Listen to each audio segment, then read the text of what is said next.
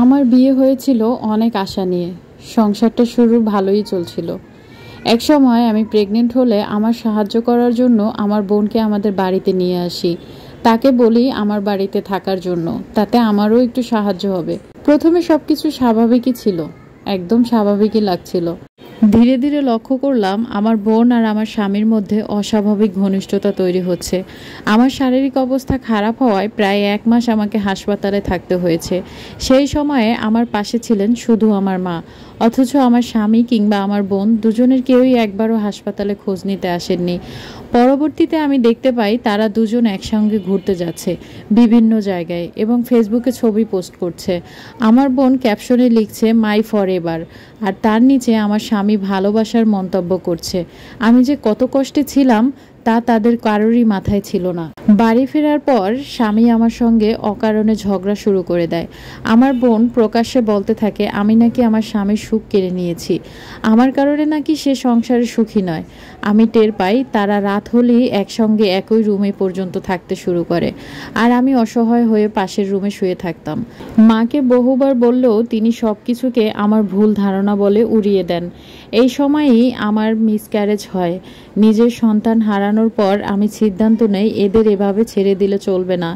একদিন রাগে আমি বোনকে চুল ধরে বাড়ি থেকে বের করে দেই এবং স্বামীকে এমনভাবে শাস্তি দেই যাতে সে আজীবন মনে রাখে।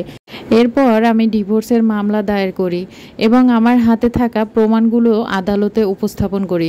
বর্তমানে মামলা চলমান রয়েছে। এখন আমি আলাদা একটা ফ্ল্যাটে একা থাকি।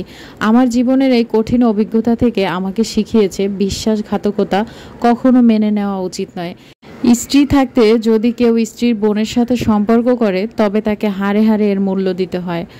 আর আপুদেরকে বলতেছি, যাদের বোন আছে কখনোই স্বামীকে বিশ্বাস করে বোনের সাথে এতটা ঘনিষ্ঠ হতে দিবেন না। আসলে এখন আমরা শেষ জামানায় চলে এসেছি। এখন অনেক কিছুই আমাদের দেখতে হচ্ছে, অনেক কিছুই হজম করতে হচ্ছে।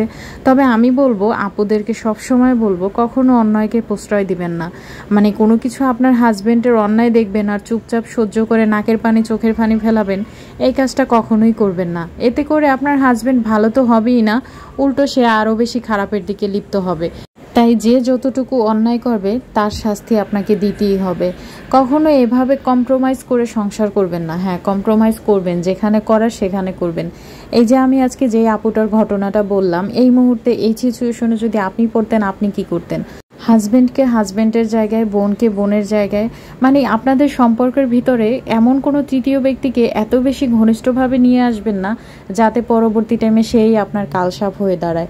আজকে দেখেন নিজের মায়ের পেটের বোন, অথচ কি একটা কাণ্ড ঘটিয়ে বসলো। তাই আমি বলতেছি আপুদেরকে সবসময় সতর্ক থাকবেন আর অন্যায়কে কখনোই আশ্রয় দিবেন না, অন্যায়কে কখনো প্রশ্রয় দিবেন না। যেটা রাইট সেটা রাইট, যেটা ভুল সেটা ভুল।